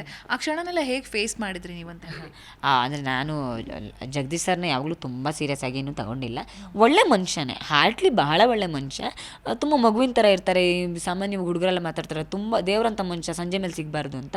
ಒಂಥರ ಆ ಥರದ ಕೆಟಗರಿಯ ಮನುಷ್ಯ. ತುಂಬ ಬೆಳಗಾದ್ರೆ ತುಂಬ ದೇವರಂಥ ಮನುಷ್ಯ ಅವರು. ತುಂಬ ಚೆನ್ನಾಗಿ ನಮ್ಮ ಜೊತೆಗೆಲ್ಲ ಬೆರೆಯೋರು, ಇದು ಮಾಡೋರು. ನಂಗೆ ಬಹಳ ಚೆನ್ನಾಗಿ ಬೆರೀತಿದ್ರು. ನನ್ನ ಜೊತೆಗೆ ಎಲ್ಲರೂ ಅನ್ನೋರು, ಏನು ಇಷ್ಟು ಕ್ಲೋಸು, ನಾವು ಊರಲ್ಲಿರೋ ರಾಜಕೀಯ ಅದು ಇದು ಎಲ್ಲ ಮಾತಾಡ್ತಿದ್ವಿ ನಾನು ಅವರು ಜಗದೀಶ್ ಸರ್ ಕೂತ್ಕೊಂಡು ಬೆಳಗ್ಗೆ ಇಡಿ. ಸಂಜೆ ಆಯಿತು ಅಂದರೆ ಜಗಳ ಮಾಡೋಕ್ಕೆ ಶುರು ಮಾಡೋರು, ಎಲ್ಲರ ವಿಷಯದಲ್ಲಿ ಜಗಳ ಮಾಡೋರು. ಆ್ಯಕ್ಚುಲಿ ನನ್ನ ಜೊತೆ ಜಗಳ ಮಾಡೋಕ್ಕೆ ತುಂಬ ಟ್ರೈ ಮಾಡ್ತಿದ್ರು, ಬಟ್ ನಾನು ಅದಕ್ಕೆ ಇದು ಮಾಡ್ತಿರ್ಲಿಲ್ಲ. ಬಟ್ ಆಮೇಲೆ ನಾವು ತುಂಬ ಕ್ಲೋಸ್ ಕೂಡ ಆಗಿದ್ವಿ. ಅದೊಂದು ಘಟನೆಯಲ್ಲಿ ಅವ್ರು ಹೆಂಗೆ ಅಂದರೆ, ನೀವು ಎಷ್ಟೇ ಕ್ಲೋಸ್ ಆಗಿರಿ, ಒಂದ್ಸಲ ಏನಾದರೂ ನೀವು ಅವ್ರಿಗೆ ಸಪೋರ್ಟ್ ಮಾಡಲಿಲ್ವಾ, ಆ ಕ್ಷಣಕ್ಕೆ ಬದ್ದಿದ್ದನ್ನೆಲ್ಲ ಹೇಳಿ ಇನ್ಯಾವತ್ತೂ ಮುಖ ನೋಡ್ಬಾರ್ದು, ಆ ರೀತಿ ಜಗಳ ಮಾಡಿಬಿಡ್ತಾರೆ. ಆಮೇಲೆ ನಮಗೆ ಮುಖ ನೋಡೋಕೆ ಒಂಥರ ಆಗಿರುತ್ತೆ, ಬಟ್ ಅವರಾಗಿ ಬಂದು ಮಾತಾಡಿಸ್ತಾರೆ. ಹಾಗಾಗಿ ಅವ್ರ ಮಾತುಗಳನ್ನು ಗಂಭೀರವಾಗಿ ತೊಗೊಳೋದಕ್ಕೆ ಸಾಧ್ಯನೇ ಆಗ್ತಿರ್ಲಿಲ್ಲ. ಅವರು 28 ಕೇಸ್ ಅದೆಲ್ಲ ಸುಮ್ಮನೆ ಹೇಳಿದ್ದಾರೆ, ಅದು ಅವ್ರಿಗೂ ಗೊತ್ತು ಅಂಥದ್ದೆಲ್ಲ ಏನೂ ಇಲ್ಲ ಅಂತ. ಆ್ಯಂಡ್ ಅವರೇ ತುಂಬ ಸಲ ಒಳಗಡೆ ಇದ್ದಾಗಲೂ ಹೇಳ್ತಿದ್ರು, ಇಲ್ಲ ಅವಳ ಮೇಲೆ ಸುಳ್ಳು ಆಪಾದನೆ ಹಾಕಿದ್ದಾರೆ, ಅದು ನನಗೆ ಚೆನ್ನಾಗಿ ಗೊತ್ತು, ನಾನು ಅದೇ ಫೀಲ್ಡಲ್ಲಿರೋನು ಅಂತಲೇ ಹೇಳ್ತಿದ್ರು. ಮನುಷ್ಯ ತುಂಬ ಒಳ್ಳೆ ಮನುಷ್ಯ, ಅಂದರೆ ಲಿಟ್ರಲಿ ಮಗುವಿನ ಥರ ಇರೋ ಮನುಷ್ಯ. ಒಳ್ಳೆತನಕ್ಕೆ ನಿಂತರೆ ತುಂಬ ಒಳ್ಳೆ ಮನುಷ್ಯನೇ. ಅದೇ ಆ ಕ್ಷಣ ಚಿತ್ತ ಕೋಪ ಬಂದಾಗ ಏನೋ ಹೇಳಬೇಕು, ಯಾರನ್ನಾರು ಟ್ರಿಗರ್ ಮಾಡಬೇಕು ಅಂತ ನಿಂತರೆ ಅಲ್ಟಿಮೇಟ್ ಸಿಕ್ಕಾಪಟ್ಟೆ ಟ್ರಿಗರ್ ಮಾಡ್ತಾರೆ, ಆ ಥರದ ವ್ಯಕ್ತಿ. ಹಾಗಾಗಿ ಅವ್ರ ಬಗ್ಗೆ ಹಿಂಗೆ ಅಂತ ಹೇಳೋಕ್ಕಾಗಲ್ಲ, ಕ್ಷಣಚಿತ್ತ ಕ್ಷಣಪಿತ್ತ ಅಂತ ಹೇಳ್ಬೋದು ಅಷ್ಟೇ. ಓಕೆ, ಫಟಾಫಟ ಅಂತ ಒಂದಷ್ಟು ಹೆಸರುಗಳನ್ನ ಹೇಳ್ತಾ ಹೋಗ್ತೀನಿ, ಅವ್ರ ಬಗ್ಗೆ ನಿಮ್ಗೆ ಏನೇನು ಅನ್ಸುತ್ತೆ ಅದನ್ನು ಹೇಳ್ತಾ ಹೋಗಿ, ಓಕೆನಾ? ಭವ್ಯ. ಚಿನ್ಕುರುಳಿ, ಮುಗ್ಧತೆ ಮತ್ತು ಪೆದ್ದುತನ ಇದೆರಡರ ನಡುವಿನ ವ್ಯತ್ಯಾಸ ಗೊತ್ತಿಲ್ಲದೆ ನಡುವಿನ ಗೆರೆಯಲ್ಲಿ ನಿಂತಿರೋಳು. ಉಗ್ರ ಮಂಜು. ಅದ್ಭುತ ಆಟಗಾರ. ಆಟದಲ್ಲಿ ಒಂದು ಹೀರೋ ಆಗಬೇಕು ಇಲ್ಲ ವಿಲನ್ ಆಗಬೇಕು ಅಂತ ಬಂದಾಗ ಗೆಲ್ಲೋದಕ್ಕೆ ನಾನು ವಿಲನ್ ಆಗೋದಕ್ಕೂ ರೆಡಿ ಇದ್ದೆ ಅಂತ ಅಂದವರು ಯಾಕೋ ಈಗ ಪೋಷಕ ನಟ ಆಗಿದ್ದಾರೆ. ಗೌತಮಿ. ಪಾಸಿಟಿವಿಟಿ ಅನ್ನೋದಿದೆ, ಅದು ಆಟದಿಂದ ಆಚೆಗೆ ಎಷ್ಟು ರಿಯಲ್ಲು ಅನ್ನೋದ್ರ ಬಗ್ಗೆ ನನಗೆ ಬಹಳ ಗೊಂದಲಗಳಿದೆ. ಪ್ರಾಮಾಣಿಕ ವ್ಯಕ್ತಿ ಒಂದೊಂಚೂರು ಧೈರ್ಯದ ಅವಶ್ಯಕತೆ ತುಂಬ ಇತ್ತು. ಬಿಗ್ ಬಾಸ್ ಮನೆಗೆ ಬಂದು ತುಂಬ ಧೈರ್ಯ ಕಲ್ತಿದ್ದಾರೆ. ಅದರದ್ದು ಇನ್ನೂ ಸಾಕಾಗಲ್ಲ ಅಂತ ಅನ್ಸುತ್ತೆ. ಹನುಮಂತು ಬುದ್ಧಿವಂತ, ಮುಗ್ಧ, ಬದುಕನ್ನು ಬಹಳ ಸರಳವಾಗಿ ತೊಗೊಂಡಿರೋ ವ್ಯಕ್ತಿ. ಅವನಾಗಿ ಬದುಕೋದು ಬಹಳ ಕಷ್ಟ. ಒಂದಷ್ಟು ಗೊಂದಲಗಳಿದೆ, ಆದರೆ ತನ್ನ ಪ್ರಾಮಾಣಿಕ ಪ್ರಯತ್ನ ಹಾಕಿ ಆಟ ಆಡ್ತಾ ಇರೋ ಹುಡುಗಿ. ಓಕೆ. ಚೈತ್ರ ಕುಂದಾಪುರ. ಅಮ್ಮ ಹೊರಗೆ ಬಂದ ತಕ್ಷಣ ಏನು ಮಾಡಿದ್ದೇನು ಯಾವ ಕೆಲಸ ಫಸ್ಟ್ ಮಾಡಿದ್ರಿ ಬಿಗ್ ಬಾಸ್ ಮನೆಯಿಂದ ಹೊರಗೆ ಬಂದ ಮೇಲೆ? ಅಮ್ಮನ ಹತ್ರ ಮಾತಾಡಿದ್ರ? ಅಪ್ಪ, ಅಕ್ಕ, ಬಾವ, ಅಕ್ಕನ ಮಗು, ತಂಗಿ ಏನೇನು ಹೇಳಿದ್ರು ಅಂತ ಹೇಳಬಹುದಾ ಅಂತ ಹೇಳಿ? ತಂಗಿ ಹತ್ರ, ಅಕ್ಕನ ಹತ್ರ ಮಾತಾಡಿದ್ದೀನಿ, ಅಮ್ಮಂಗೂ ಹೇಳಿದ್ದೀನಿ. ಮೊದಲು ಬಂದು ನಾನು ತಾಯಿಗೆ ಹೋಗಿ ಶರಣಾಗಿದ್ದು. ಮೊದಲು ಬಂದ ತಕ್ಷಣ ಮಾಡಿದ್ದೆ ದೇವಸ್ಥಾನಕ್ಕೆ ಹೋಗಿದ್ದು. ಅದ್ರ ನಂತರ ಮನೆಯವ್ರ ಹತ್ರ ಇನ್ನೂ ಏನು ಫೋನ್ ಮಾಡೋಕ್ಕೆ ಸಮಯ ಸಿಕ್ಕಿಲ್ಲ. ನಂಗೆ ಫೋನ್ ಸಿಕ್ಕಿದ್ದೆ ಇವತ್ತಾಗಿದ್ದರಿಂದ ಸಿಕ್ಕಿರಲಿಲ್ಲ. ಇನ್ನೀಗ ಎಲ್ಲ ಇಂಟರ್ವ್ಯೂಸ್ ಎಲ್ಲ ಮುಗಿಸ್ಕೊಂಡು ಮತ್ತೆ ಹೋಗ್ಬೇಕು. ನೆಕ್ಸ್ಟ್ ಸಾಮಾಜಿಕ ಚಟುವಟಿಕೆಗಳನ್ನು ಜಾಸ್ತಿ ಮಾಡ್ತೀನಿ. LLB ಮಾಡಬೇಕು ಅನ್ನೋ ಯೋಚನೆ ಇದೆ. ಒಂದಷ್ಟು ಜನ ಸಮಾಜದಲ್ಲಿ ನಿರಪರಾಧಿಗಳು ಕಾನೂನು ಸೌಲಭ್ಯಗಳು ಸರಿಯಾಗಿ ಸಿಗದೇ ಇರೋ ಕಾರಣಕ್ಕೆ ತುಂಬ ಅನ್ಯಾಯಕ್ಕೊಳಗಾಗ್ತಾ ಇದ್ದಾರೆ. ಅವರೆಲ್ಲರಿಗೆ ಧ್ವನಿಯಾಗಬೇಕು ಅನ್ನುವ ನೆಲೆಗಟ್ಟಿನಲ್ಲಿ ಅದೊಂದಷ್ಟು ಯೋಚನೆಗಳಿದೆ. ಉಳಿದಾಗೆ ತಾಯಿ ಜಗನ್ಮಾತೆ ಯಾವ ದಾರಿ ತೋರಿಸ್ತಾಳೆ ಆ ದಾರಿಲಿ ಹೋಗ್ತೀನಿ. ರಾಜಕೀಯ ಇನ್ನು ಸದ್ಯಕ್ಕಂತ ಯೋಚನೆ ಇಲ್ಲ. ಸಾಮಾಜಿಕ ಚಟುವಟಿಕೆಗಳನ್ನು ಮಾಡ್ತಾ ಹೋಗ್ತೇನೆ.